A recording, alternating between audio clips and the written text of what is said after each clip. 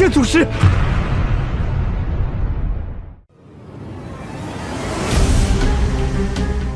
Oke guys, welcome back to Cakra Diva dalam pembahasan alur cerita Perfect Code episode 106. Seperti biasa kita review dulu episode sebelumnya yuk, dimana Xiao akhirnya berhasil mengalahkan 3 dewa dari alam atas yang ingin merebut armor baju perang miliknya. Meski begitu, masalah besar yang dialami Xiao belum berhenti sampai di situ karena dewa lain dari kuil immortal dan sekte kondensasi emas telah melancarkan serangan fajar ke negara batu yang kini dipimpin oleh Jing Feng. Kemudian di episode yang akan kita bahas sekarang, nantinya Xiao bakal menyembuhkan 2 sahabatnya Mo Qiu dan Xiao Hong setelah mereka sempat baku hantam melawan dewa dari alam atas yang teramat kuat. Bagaimana tuh cerita selengkapnya? Tanpa perlu lama-lama, langsung aja kita terobos. Kuy!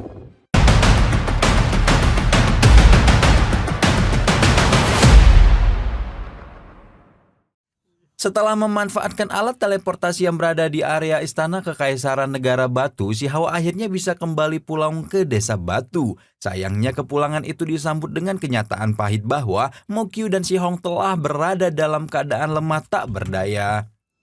2 makhluk sahabat Xiao itu mengalami luka cukup serius setelah sebelumnya dikabarkan melakoni baku hantam sengit melawan dewa kuat dari kuil immortal dan sekte kondensasi emas. Mendapati 2 makhluk terdekatnya sekarat, Xiao langsung teringat akan segala kenangan di masa lalu sehingga ia tak rela apabila mereka harus pergi untuk selama-lamanya. Sembari meratapi nasib yang begitu pedih, Xiao membelai lembut luka yang menganga di tubuh Mo Qiu si dewa kera berbulu emas. Meski peluang untuk menyelamatkan hidupnya terbilang kecil, namun Xiao masih memiliki optimisme bahwa Mo Qiu dan Xiao Hong pasti bisa bertahan hidup. Saat itulah dia kemudian melihat Mo Qiu masih memiliki kesadaran spiritual yang merekam betapa ngerinya pertarungan yang dijalani makhluk tersebut. Atas informasi dari kesadaran spiritual itulah Xiao mendapat ilham bahwa ia bisa menyembuhkan Mo Qiu dan Xiao Hong dengan bejana leluhur alias wadah batu giok yang dia miliki. Jadi wadah batu giok yang dibawa Xiao ternyata berisi cairan ilahi pohon dewa matahari yang bisa dijadikan sebagai obat. Dengan sedikit tetesan cairan itu diyakini mampu membuat Mo Qiu dan Xiao Hong kembali kuat paling tidak setengah tahun ke depan.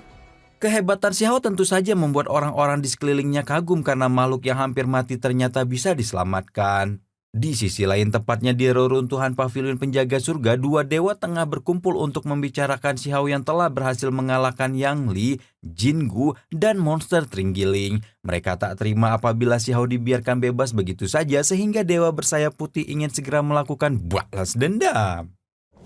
能活到现在，必有什么暗藏。那小时又不是没遇到过点燃神火的强者，别人捷足先登。 Dewa bersayap benar-benar penasaran dengan kehebatan Xiao lantaran ia merasa memiliki kekuatan yang jauh lebih hebat. Dengan modal itu ia mengaku sudah punya rencana untuk melakoni duel melawan Xiao di tempat yang menurutnya cocok untuk baku hantam. Di sisi lain, murid-murid Xiao di pavilion perbaikan surga sedang terusik karena kemunculan kekuatan besar yang misterius. Kekuatan besar yang menimbulkan getaran besar itu tidak lain merupakan serangan penguasa api ilahi dari langit. 神火高手，快退！敌人在天上！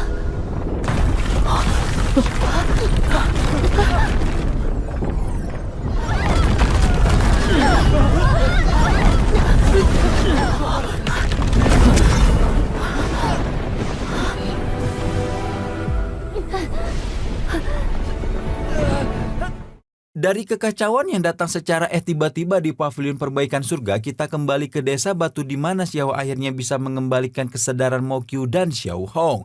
2 makhluk imut tapi kuat itu kemudian mampu menceritakan apa yang sebenarnya terjadi ketika mereka melawan dewa dari kondensasi emas. Sebagaimana diketahui, alam bawah saat itu telah kedatangan 7 dewa dari alam atas yang ingin membuat kekacauan. 3 di antaranya yakni Yang Li, Jin Gu, dan monster Tringgiling sudah berhasil disingkirkan Xiao sehingga masih ada 4 yang tersisa. Alhasil Xiao semakin tak sabar untuk bertemu dewa yang tersisa demi membalaskan dendam Mo Qiu dan Xiao Hong. 看来还是只能拼命了，还以为找到了制胜法宝。Walaupun Mao Qiu dan Xiao Hong menegaskan bahwa musuh yang sempat mereka hadapi sangat-sangat kuat, namun bukan Si Hao namanya kalau menyerah begitu saja. Mental yang sekuat baja membawa Si Hao ingin menuntaskan semua masalah yang ditimbulkan para dewa dari alam atas. Hingga tiba-tiba Si Hao mendapat laporan dari ajudannya bahwa di saat yang bersamaan pavilion perbaikan surga sedang mendapat serangan. Sontak saja kabar tak sedap itu seketika membuat Si Hao pergi ke pavilion perbaikan surga untuk memastikan sendiri apa yang sebenarnya terjadi.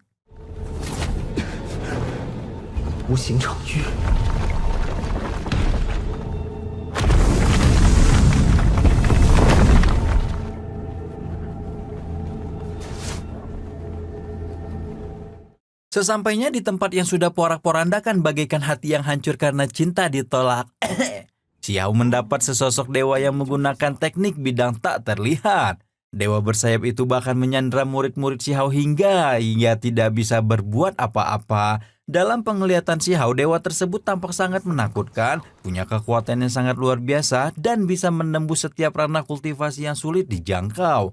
Karena rasa penasaran yang tinggi, Si Hao akhirnya memberanikan diri untuk menanyakan siapa sesungguhnya dewa tersebut. Ya, dia lain Yi, si dewa dari negeri surgawi ahli menggunakan teknik kuno dan menjadi aktor utama dari ritual pengorbanan darah. Mendengar nama tersebut seketika alis Si Hao menyengarinyit lantaran paham betul kalau dewa itu pastinya akan sulit untuk dikalahkan. Aduh balelol gini atuh. Dalam keadaan terbang di udara, Yin Yi mengatakan bahwa saat ini ia sengaja turun ke dunia untuk mencari harta karun seperti yang banyak ia jumpai di pavilion suci dan kuno tersebut. Padahal Yin Yi turun ke alam bawah untuk menghabisi Si Hao yang sebelumnya telah mengalahkan para dewa kuat dari alam atas. Hingga tiba-tiba... 你死前可愿告诉我他在何处？ 长于这种速度会变慢。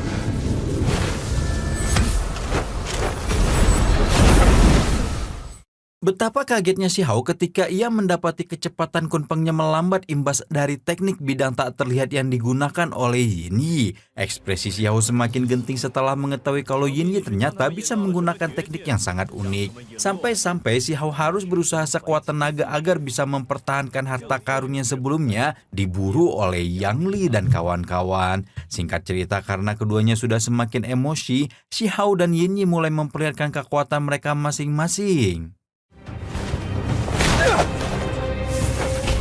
污蔑之身。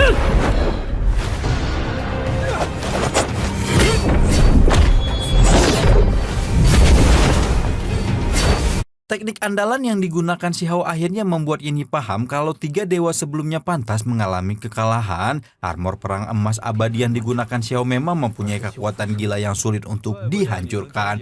Tapi ternyata baju pusaka tersebut masih memiliki rahasia lain yang bisa membuka Si Hao jauh lebih kuat.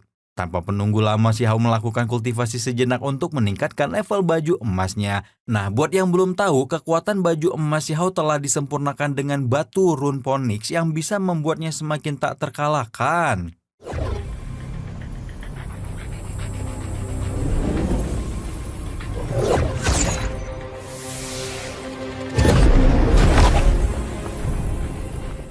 Walaupun telah memaksimalkan kekuatannya, namun Si Hao tetap dipandang sebelah mata karena masih berada di ranah penghimpun formasi.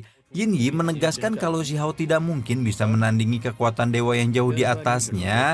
Akan tetapi tampaknya Si Hao juga tak ingin diremehkan begitu saja karena ia masih memiliki pusaka pedang Broken Sword yang tiba-tiba bereaksi sendiri. Bermodal kepercayaan dirinya yang tinggi, Yin Yi menyampaikan 3 permintaan kepada Si Hao, yakni agar ia memberitahu lokasi halaman suci, serahkan armor perang emas abadi, dan membunuh dirinya sendiri.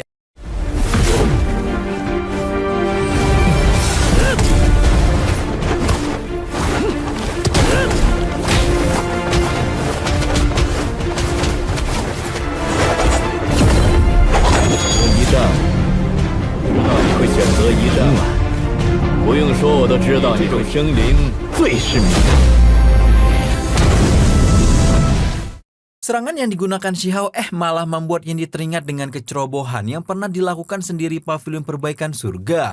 Jadi tuh Yin Yi inilah makhluk yang dulu pernah melenyapkan kakek hantu si pendiri Pavilion Butian di masa lalu. Tapi seniornya gitu guys. Itulah sebabnya pedang kuno yang digenggam Shihao sempat bereaksi secara tiba-tiba karena ruh yang ada di dalamnya ternyata ingin melakukan balas dendam. Alhasil Shihao yang mulai terpancing emosi ingin segera menyelesaikan masalah dengan Yin Yi karena adanya dendam kesumat di antara mereka. Belum sempat melesatkan serangan berbahaya ke tubuh Yin Yi, Shihao malah terlanjur disekap dengan teknik pembelit dan getah pemusnah yang membuatnya sulit bergerak. Akibatnya Yin Yi semakin pede bisa mengalahkan Shihao terlebih karena ia masih menyimpan teknik pencarian jiwa yang luar biasa membanggongkan. Dalam keadaan tersudut semacam itu, betapa kagetnya Shihao karena tiba-tiba 立场有变，发生了什么？鬼爷，拜见祖师。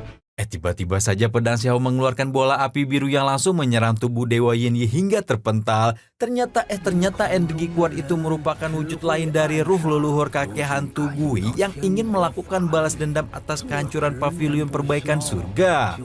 Melihat kemunculan kakek hantu seketika membuat Shihao dan Yin Yi sama-sama terkejut bukan main. Terlebih lagi, bagi Yin Yi ia mengira kalau kakek tersebut telah mati sehingga tidak mungkin bisa hidup lagi. Sampai pada akhirnya kakek hantu buka suara bahwa dirinya yang saat itu merupakan ruh obsesi atau keinginan yang ingin memutuskan hubungan dengan kerajaan surgawi dari alam atas yang punya hukum tanpa keadilan. 前来，那当日死的也是你！敢！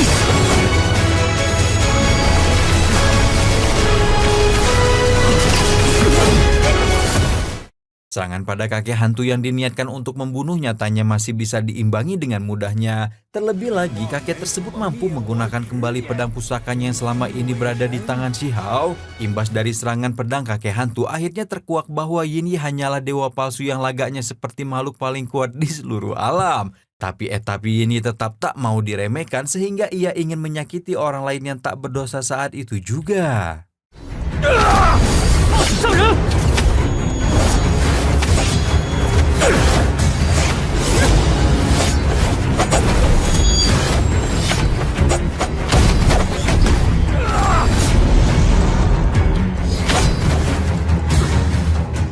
Akan tetapi sebelum menyakiti orang lain, Yin Yi bersikeras ingin menghabisi kakek hantu terlebih dahulu yang telah merepotkannya.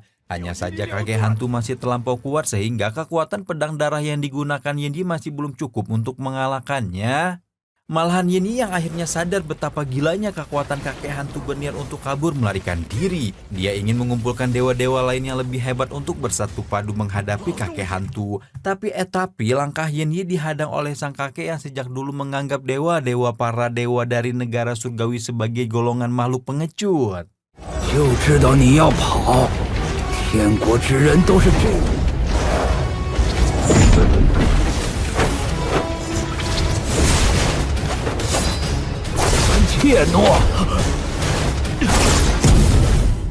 Serangan bertubi-tubi dari kakek hantu memaksa Yin Yi memperlihatkan kekuatan negara surgawi yang sesungguhnya. Dewa tersebut tiba-tiba saja mengeluarkan teknik jiwa kebencian dari ratusan juta pengorbanan yang membuat Shihao tercengang sekaligus ketakutan.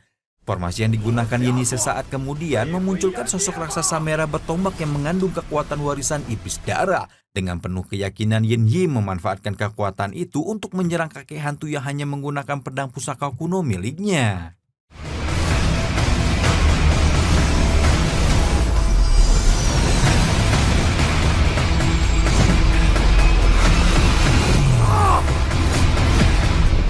让你自己也尝尝阴魂怨念。祖师，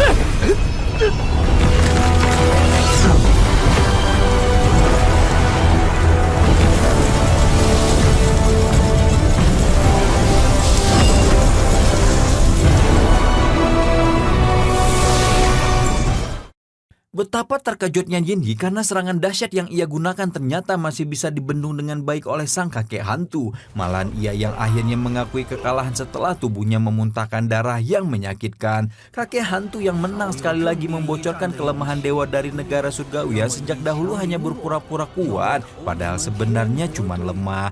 Hingga pada akhirnya... 凭什么与我争胜？去吧！